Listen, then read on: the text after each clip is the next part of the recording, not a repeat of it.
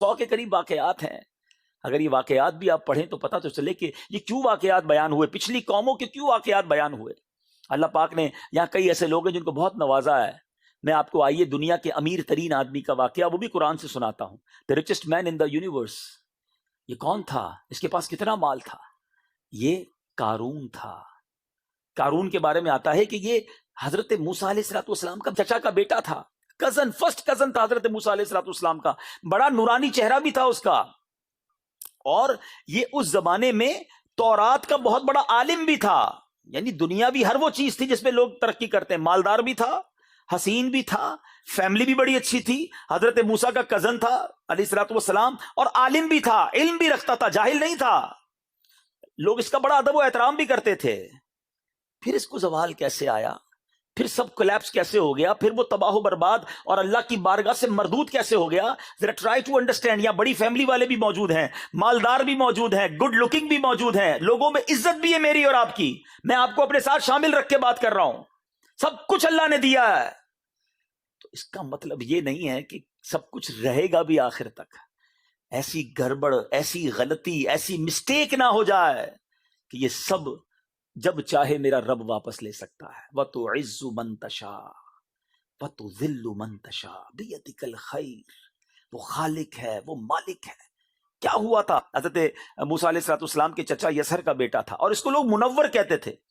اتنا چہرہ خوبصورت تھا کہ اس کو منور کہتے تھے. اس کے پاس بہت مال آ گیا، اتنا مال آ گیا، اتنا مال آ گیا کہ اس کے خزانے ایسے ہوتے تھے کہ اس کی خزانوں کی جو چابیاں تھی نا، وہ اونٹوں پر لاد کر 40 اونٹ چلا کرتے تھے. صرف چابیاں.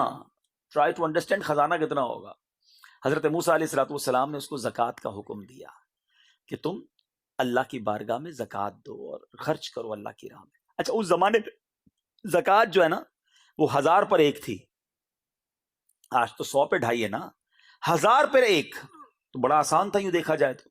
اس نے پہلے تو وعدہ کر لیا، بعد میں گھر جا کے کیلکولیٹ کیا تو اس کو خیال آیا کہ یہ تو بہت بن جائیں گے. پیسے ہی اتنے تھے. آج کے زمانے کے اگر ٹریلین ڈالرز ہوں تو وہ بڑے، اس کی زکوٰۃ بھی بڑی بنتی ہے. تو اس نے حساب کیا کہ یہ تو بہت بن جائیں گے. اب شیطان نے اس پر حملہ کیا، کہتا زکوٰۃ تو نہیں دینی. اب اس نے لوگوں میں بات یہ پھیلائی کہ حضرت موسیٰ علیہ السلام تمہارے مال پہ قبضہ کرنا چاہتے ہیں. حضرت موسیٰ علیہ السلام کے خلاف کمپیننگ شروع کر دی. اور اس بدبخت نے کیا کیا کہ ایک عورت کو انگیج کیا، ہائر کیا، اور اس نے کہا کہ تم جا کے حضرت موسیٰ علیہ السلام پر بھرے مجمع میں الزام لگا دینا. یہ میں قرآنی واقعہ سنا رہا ہوں آپ کو. انٹرسٹنگ بھی ہے اور عبرت ناک بھی ہے. اور یہ سارا واقعہ سنانے کے پیچھے ایک مقصد یہ بھی ہے کہ ریئلائز ہو کہ قرآن میں کیا کیا موجود ہے. پڑھیں گے تو پتہ چلے گا نا. ہمارے بچے، میری بہنیں، میرے بچے سن رہے ہوں گے. آج بچے کیسی کیسی پتہ نہیں سٹوریز پڑھ رہے ہوتے ہیں. کتنا اچھا ہو کہ گھر میں سب مائیں، بہنیں، باپ، بچہ بیٹھ کر کہے کہ چلو آج قرآن کی کہانی سناتا ہوں. اسٹوریز آف قرآن پڑھیں نا، انڈرسٹینڈ کریں اس سے. چلیں جناب، اس عورت نے بھرے مجمع میں حضرت موسیٰ علیہ السلام پر برے کام کا الزام لگا دیا. حضرت موسیٰ علیہ السلام، اللہ اکبر، جب آپ نے یہ الزام سنا تو آپ جلال میں آ گئے اور آپ نے کہا کہ اس عورت کو لاؤ. جب وہ عورت لائی گئی تو آپ نے فرمایا اے عورت، تجھے اس اللہ کی قسم جس نے بنی اسرائیل کے لیے دریا کو پھاڑ دیا تھا اور عافیت کے ساتھ سلامتی سے نکال کر فرعون کو غرق کر دیا، سچ سچ کہہ دے واقعہ کیا ہے. حضرت موسیٰ علیہ السلام کا یہ جلال نبوت دیکھا، وہ عورت سہم گئی اور کانپ کر کہنے لگی کہ حضور، یہ قارون نے مجھے کثیر دولت کا لالچ دے کر آپ کے خلاف گواہی دینے کے لیے بھیجا ہے. اللہ اکبر. آپ نے پہلے تو سجدہ شکر کیا ہے، اللہ پاک کی بارگاہ میں شکر ادا کیا، اور اب آپ نے دعا مانگی کہ اے اللہ، اب قارون پر اپنا قہر نازل فرما. اللہ کے نبی سے اس نے جنگ کی نا. اب آپ نے دعا فرمائی کہ اے اللہ اس پر قہر نازل فرما. اب مجمع میں سے کہا کہ جو بھی قارون کا ساتھی ہے وہ اس سے الگ ہو جائے، کیونکہ اب عذاب آنے والا ہے. اس بدبخت کے 2 ساتھی تھے جو اس وقت بھی جدا نہیں ہوئے. اب حضرت موسیٰ علیہ السلام نے زمین کو حکم دیا کہ اے زمین پکڑ لے اس کو. تو اب قارون جو ہے گھٹنوں تک زمین میں دھس گیا. آپ نے دوبارہ زمین سے فرمایا پکڑ لے اس کو. اب وہ کمر تک دھس گیا. اب قارون بلبلانے لگا، رونے لگا، معافیا مانگنے لگا، میں آپ کا رشتہ دار، مجھے معاف کر دیجئے. اور وہ جو لوگ تھے نا، وہ جو اس کے ساتھی تھے، وہ کہتے اس لیے دھسا رہے ہیں حضرت موسیٰ علیہ السلام کیونکہ اس کا خزانہ آپ رکھ لیں گے. اللہ اکبر. اللہ کے نبی کو کیا ضرورت ہے خزانے کی؟ آپ نے حکم دیا اور یہ خزانہ جو ہے وہ بھی زمین میں اس کے ساتھ غرق ہو گیا. اور روایتوں کا مضمون ہے کہ یہ قیامت تک دونوں دھستے رہیں گے، قارون بھی اور اس کا خزانہ بھی۔ یہ واقعہ سورہ قصص کے اندر تفصیل کے ساتھ یہ موجود ہے۔ میرے میٹھے اسلامی بھائیوں، اب بتائیے، یہ واقعہ قرآن کا واقعہ ہے، اسٹوری آف قرآن ہے، کیا میسج ہے اس میں؟ کہ مال بہت زیادہ مل جانا کمال نہیں ہے، اس مال کا حق ادا کرنا، اللہ کی بارگاہ میں جو مجھ پر اور آپ پر لازم قرار دیا۔ یا ان لوگوں کے لیے بھی درس ہے کہ جو زکوٰۃ تو دیتے ہیں مگر زکوٰۃ کو بھی بوجھ سمجھ رہے ہوتے ہیں، او ہو جناب بہت پیسے دینے پڑیں گے، 2-2.5 کروڑ روپے زکوٰۃ بنتی ہے میری، تو کیسے نکالوں، رمضان آ گیا۔ اللہ کے بندے، اللہ نے 100 کروڑ دیے تو 2.5 کروڑ بنی ہے نا، اس کا شکر ادا کرو۔ جس کو رب نے دیا، زکوٰۃ دینے میں پرابلم ہے لوگوں کو، نہیں کریں ایسا، ورنہ یہ مال کسی کام کا نہیں، یہ عذاب بن جائے گا۔ یہ قارون کا خزانہ یہ بتاتا ہے کہ خزانہ بہت بڑا ہو لیکن وہ عذاب بھی ساتھ لے آتا ہے اگر اس کا حق ادا نہ کیا جائے۔ اور دوسری بات اس بات سے یہ سیکھنے کو ملی کہ کبھی بھی تکبر نہیں کرنا ہے، پراؤڈ نہ کریں۔ اللہ نے اگر کچھ بنا دیا ہے نا، کوئی موقع مل گیا ہے، کوئی مقام مل گیا ہے، تو یہ دیکھیں نا، کیا نہیں تھا اس کے پاس؟ فیملی بھی تھی، خوبصورتی بھی تھی، پیسہ بھی تھا، علم بھی تھا، عزت بھی تھی، یہی تو چاہیے ہوتا ہے دنیا میں، سب کچھ تھا، لیکن جب اس نے اللہ کے نبی کی بات نہ مانی، تکبر کیا، وہ سب چلا گیا۔ آج قارون کا نام لیتے ہیں تو عبرت کے طور پر لیتے ہیں، ایسا نہیں مشہور ہوتا کہ بہت امیر آدمی تھا، بڑے مزے والی زندگی تھی، دھس رہا ہے، اس وقت بھی میں بیان کر رہا ہوں وہ زمین میں دھس رہا ہے۔ تو یاد رکھیے گا، متکبر اللہ کو پسند نہیں آتا، اللہ کو عاجزی والا بندہ۔ ہمیشہ یہ یاد رکھنا، یہ رب نے دیا ہے، اور جس نے دیا ہے نا وہ جب چاہے واپس بھی لے سکتا ہے۔ بزرگ بیٹھے، پوچھیں ان سے، ہم نے پل میں امیروں کو کنگال ہوتے دیکھا ہے، زکوٰۃ دینے والوں کو زکوٰۃ لینے والا ہوتے دیکھا، یہ کب چلی جائے پتہ نہیں نعمت، جب تک ہے شکر ادا کریں۔ اور قرآن میں کتنا خوبصورت وعدہ ہے، لَإِن شَكَرْتُمْ لَأَزِيدَنَّكُمْ، تم میرا شکر ادا کرو میں تمہیں اور عطا کروں گا۔ کیسا کریم ہے میرا مالک، بس شکر ریکوائرڈ ہے، تو شکر ادا کریں، تکبر نہ کریں۔ میں کچھ بھی نہیں ہوں، جو دیا ہے میرے رب نے دیا ہے، اور اللہ پاک مال دے تو صدقہ خیرات کریں، زکوٰۃ ادا کریں، اور غریبوں سے ملاقات، میل ملاپ رکھیں۔ یہ فیل نہ کریں کہ میں اب سپیریئر ہوں اور یہ غریب ہیں، یہ تو نارمل آدمی ہے، میں بہتر ہوں، نہیں، یہی تو کہا تھا شیطان نے۔ واٹ از دا اس کا کرائم کیا تھا شیطان کا؟ کیا کہا تھا اس نے حضرت آدم علیہ السلام کو دیکھ کر؟ انا خیر من، میں اس سے بہتر ہوں، خلقتنی من نار وخلقتہ من طین، تو نے مجھے تو آگ سے بنایا، اس کو مٹی سے بنایا۔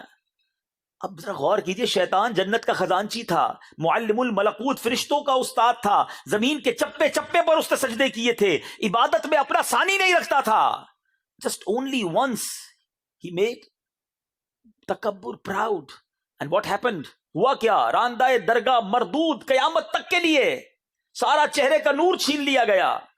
شیطان ایک ایگزامپل ہے میرے اور آپ کے لیے، اس نے زندگی میں ایک بار کہا انا خیر من، اور آج ایسا لگتا ہے ہم کہتے تو نہیں ہیں مگر روز محسوس یہی کروا رہے ہوتے میں اس سے بہتر ہوں، یہ ملازم ہے، یہ غریب ہے، اس کا رنگ بھی سانولا ہے، کپڑے بھی میلے ہیں اس کے، ہم کہتے نہیں ہیں کہ میں بہتر ہوں، مگر سچ بتاؤ میرا اور آپ کا ایٹیٹیوڈ کیا ہوتا ہے؟ اگر خدا نہ خواستہ تکبر میں ہم میں سے کوئی مبتلا ہے تو وہ سوچ لے کہ تکبر کرنا اللہ کو سخت ناپسند ہے۔ اللہ مجھے اور آپ کو عاجزی عطا فرمائے۔ اللہ نے حسن دیا ہے، اللہ نے پیسے دیے ہیں، اللہ نے علم دیا ہے، اللہ نے طاقت دی ہے، اللہ نے مقام دیا، اللہ نے دیا ہے، میں کچھ بھی نہیں ہوں، میری کوئی اوقات نہیں ہے، تو اپنے سے کمزور لوگوں کے ساتھ بیٹھیں، کھانا کھایا کریں، اٹھے بیٹھا کریں، اور انہیں فیل کروائیں کہ آپ اپنے آپ کو ان سے سپیریئر نہیں سمجھتے۔ مگر یہاں تو حال یہ کہ برابر میں بیٹھنا پسند نہیں کرتے، بٹھاتے نہیں ہیں، میرے برابر میں کیسے بیٹھ گئے، ادھر بیٹھو، ملازمین ادھر بیٹھے، کھڑے ہو کے بات کرو، بیٹھ کے بات نہیں کرو، استغفر اللہ۔ پھر تکبر کس شے کا نام ہے مجھے بتائیے نا۔ بنی اسرائیل میں ایک شخص تھا بڑا عبادت گزار، اتنا عبادت گزار کہ وہ جدھر جاتا اس کے ساتھ سمجھتے، مگر یہاں تو حال یہ کہ برابر میں بیٹھنا پسند نہیں کرتے، بٹھاتے نہیں ہیں، میرے برابر میں کیسے بیٹھ گئے، ادھر بیٹھو، ملازمین ادھر بیٹھے، کھڑے ہو کے بات کرو، بیٹھ کے بات نہیں کرو، استغفر اللہ۔ پھر تکبر کس شے کا نام ہے مجھے بتائیے نا۔ بنی اسرائیل میں ایک شخص تھا بڑا عبادت گزار، اتنا عبادت گزار کہ وہ جدھر جاتا اس کے ساتھ بادل چلتا تھا، اتنی نیکیاں تھی اس کی۔ تو ایک بار ایک گناہگار شخص نے سوچا یار یہ اتنا نیک ہے، میں اتنا گناہگار، فرق دیکھیں، ڈفرنس دیکھیں، عاجزی، انکساری، شرم، سوچنے لگا اتنا گناہگار ہوں، میں تو کچھ بھی نہیں، اتنا نیک آدمی ہے، اس کے پاس جا کے بیٹھ جاؤں گا تو اس پر جو رحمتیں برس رہی ہیں میرا بھی کام ہو جائے گا. بڑا اچھی انٹینشن تھی نا, ریپنٹنس کی, توبہ کی نیت تھی. وہ جا کے اس کے برابر میں بیٹھ گیا. جب وہ بیٹھ گیا تو جو نیک آدمی تھا, حالانکہ شیطان نے حملہ کیا, تکبر آ گیا, کہتا تم زمانے کے گناہ گار میرے برابر میں, اٹھو کھڑے ہو کے جاؤ یہاں سے. وہ جب کھڑا ہوا تو اب جانتے ہیں کیا ہوا, وہ بادل کا ٹکڑا جو ہے وہ اس کے ساتھ جانے لگ گیا. اس زمانے کے نبی پر وحی بھیجی گئی کہ جا کر اس عبادت گزار سے کہہ دو, بلکہ ان دونوں سے کہہ دو کہ اپنے اپنے اعمال نامے دوبارہ سے شروع کریں. وہ گناہگار جو عاجزی کر کے گیا تھا, اپنے آپ کو کمتر اور کمزور سمجھ کر گیا تھا, اس کی عاجزی ہم نے قبول کر لی, اس کے سارے گناہ معاف کر دیے. اور اس نیکوکار سے کہہ دو جو دل میں تکبر آیا تھا, اس کی نحوست کی وجہ سے اس کے سارے نیک اعمال برباد کر دیے گئے. تو دیٹ از پراؤڈ.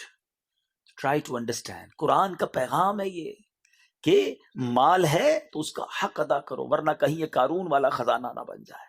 اور عاجزی ہو, انکساری ہو, کہ دانا خاک میں مل کر گلے گلزار ہوتا ہے. ہم جس نبی کے غلام ہیں صلی اللہ تعالیٰ علیہ وسلم, جس کا کلمہ پڑھتے ہیں, جس کا میلاد منانے آج جمع ہوئے ہیں, ان کی عاجزی کا عالم, پہلے تو ان کا اسٹیٹس میں نے بیان کیا, ان کے معجزات کا عالم یہ ہے, ان کی اتھارٹیز کا, ان کے کنٹرول کا عالم یہ ہے کہ زمین پر اشارہ کریں اور چاند دو ٹکڑے ہو جائے. مگر حال یہ ہے کہ کبھی جو کی موٹی روٹی تو کبھی کھجور پانی, تیرا ایسا سادہ کھانا مدنی مدینے والے, ہے چٹائی کا بچھونا کبھی خاک ہی پہ سونا, کبھی ہاتھ کا سرہانا مدنی مدینے والے.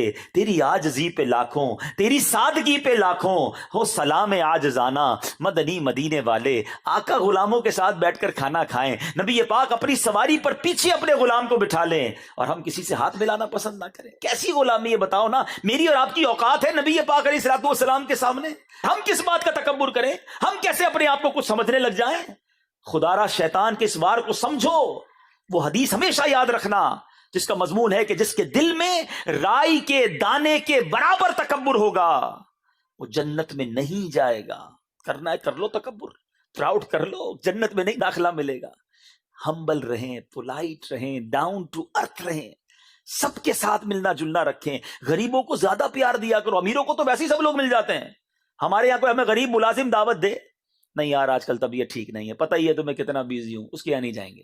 اور کہ بڑے سیٹ صاحب بلائیں تو سب سے پہلے پہنچ جائیں گے. ارے بھائی ادھر نہیں بھی جاؤ گے, پیسے ہی بہت لوگ آئے ہوئے ہیں, ادھر جائیں. وہ ساری زندگی یاد رکھے گا کہ صاحب میرے گھر بھی آئے تھے, میرے گھر آ کر چائے پی تھی ہے, میرے بچے کے سر پہ ہاتھ رکھا تھا. یہ دل جیتنے کے موقع ہوتے ہیں اور ہم اسے ریئلائز نہیں کرتے. آپ کو ایک مشورہ دیتا ہوں, مسجد جاتے ہیں نا, مسجد میں خادم ہوتا ہے, آپ نے دیکھا ہوگا, جھاڑو لگا رہا ہوتا ہے, پوچھے لگا رہا ہوتا ہے. بعض اوقات آپ روڈ پہ جاتے ہیں تو کوئی پولیس کا انسپیکٹر ہوتا ہے, ٹریفک والا جو لوگوں کو چلا رہے ہوتے ہیں. یہ اس طرح کے جو لوگ ہوتے ہیں نا, ان سے کوئی نہیں ملتا.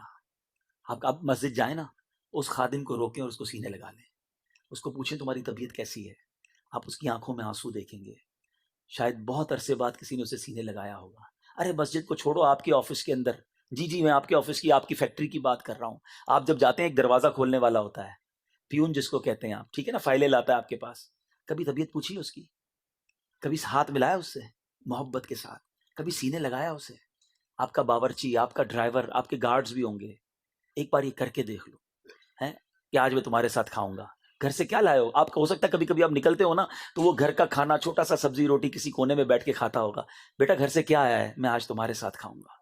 اب بلیو کرو, یہ وہ جو دو آپ کے دو نوالے ہوں گے اور اس کے دل سے جو آپ کے لیے خوشی کے لمحات ہوں گے نا, آپ ریئلائز نہیں کر سکو گے. آپ اپنے خان سامہ, اپنے ڈرائیور کو سینے لگایا کرو, ان کی طبیعت پوچھا کرو, وہ گھر بلائیں تو چلے جایا کرو. میں آپ کے آقا علیہ الصلوۃ والسلام کی آپ کو بات بتاؤں. نبی پاک علیہ الصلوۃ والسلام کی بارگاہ میں ایک غلام آیا, کہتا حضور میرے گھر پہ آئیں گے. حضور پرانی چربی ہے اور چند کھجوریں, مینیو بھی بتایا. آقا وہ ہے کہ جب آسمانوں پر جائیں تو فرشتے آسمان سجائیں, مقام یہ ہے. اور غلام کہتا ہے حضور گھر پہ آ جائیں, پرانی چربی, چند کھجوریں. اللہ کے حبیب علیہ الصلوۃ والسلام اس کے گھر بھی تشریف لے گئے. یہ ہے میرے آقا کی سیرت. زندگی ایسی گزارو کہ لوگوں کے دلوں میں جیو, غریبوں میں پیار بانٹو. آپ کو میں ایک مشورہ دیا کرتا ہوں, آپ کو دیتا ہوں, اللہ کرے آپ میں سے کوئی بھی عمل کرے گا مجھے ثواب ملے گا. کبھی کبھی آپ مسجد جاتے ہوں گے نا تو آپ کو ایک آدھا کوئی ایسا معذور دکھتا ہوگا ہے, جس کے ہاتھ پیر بھی بازو کا ٹیڑھے ہوتے ہیں, چلنے میں بھی مشکل ہو رہی ہوتی ہے, آواز بھی وہ عجیب غریب نکالتا ہے کیونکہ اس کی زبان ٹھیک نہیں ہوتی. اس کو کوئی نہیں ہاتھ ملاتا, آپ رک جائیں. یقین کریں یہ آپ کے لیے لاٹری ہے. آپ کو جب ایسا کوئی بندہ نظر آئے نا، سمجھ لیں یہ ثواب کی، سمجھ لیں ایک پیکٹ آ گیا، پارسل آ گیا ہے. رک جائیں، 2 منٹ لگیں گے. اس کو قریب بلائیں، اس کو سینے لگائیں. بیٹا کیسے ہو آپ؟ ٹھیک ہو؟ کوئی کام ہے تو بتاؤ، تھوڑے پیسے ہیں تو دے دو اس کو. یقین کریں یہ وہ نیکیاں ہیں جو آپ کو کام آئیں. یہ سارے وہ اعمال بتا رہا ہوں جو تکبر کو ختم کرنے والے ہیں. آپ کے دل سے آپ فیل کریں گے کہ تکبر ختم ہو رہا ہے اور عاجزی آ رہی ہے، ہمبلنس آ رہی ہے. تو زندگی بہت تھوڑی ہے میٹھے اسلامی بھائیوں. ہم مسلمان ہیں. تکبر پال کے بیٹھے تو مارے جائیں گے، لالچ پال کے بیٹھے تو مارے جائیں گے. یہ دل کی وہ بیماریاں ہیں جس کو ڈائگنوز کر کے اس کا علاج کرنا بہت ضروری ہے. ورنہ آج کولیسٹرول کا علاج بھی کر رہے ہیں، بلڈ پریشر کی بھی فکر کر رہے ہیں، واکنگ بھی کر رہے ہیں، جم بھی جا رہے ہیں. وائے یار دل صحت مند ہونا چاہیے. بھائی آپ کا دل بڑا صحت مند ہے، مگر اس میں وہ بیماریاں آپ نے پالی ہیں جو ایمان خراب کر سکتی ہیں، جس میں تکبر ہے، حسد ہے، بہت ساری باتیں ہیں. تو بہرحال میرا وقت ختم ہو گیا. باتیں تو بہت ساری یاد آ رہی تھی. بس میں یہی گزارش کروں گا، قرآن پڑھیے، قرآن سے دوستی کر لیجئے، قرآن اپنی زندگی کا حصہ بنا لیجئے. اللہ کریم قرآن کا خادم بنا دے. آمین بجاہ النبی الامین صلی اللہ